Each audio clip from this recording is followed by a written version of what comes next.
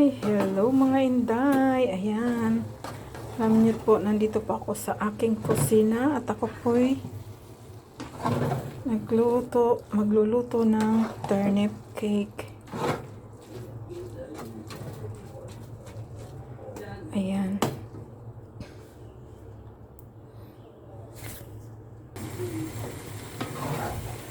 Luto po tayo ng turnip cake.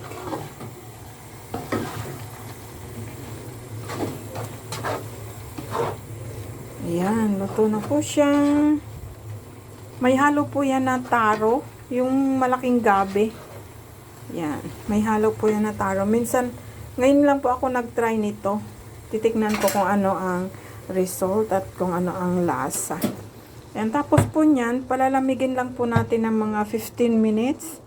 Tapos, lagyan po natin ng asin.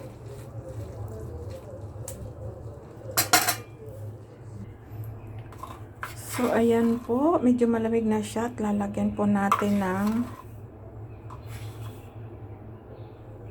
2 teaspoon na asin. Tapos, halo-halo lang natin.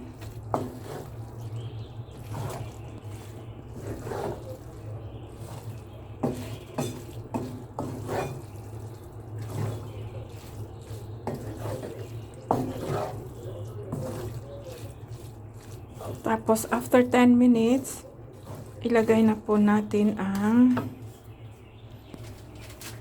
ating powder. Ito po siya. Ilalahat po natin yan. 1 kilo.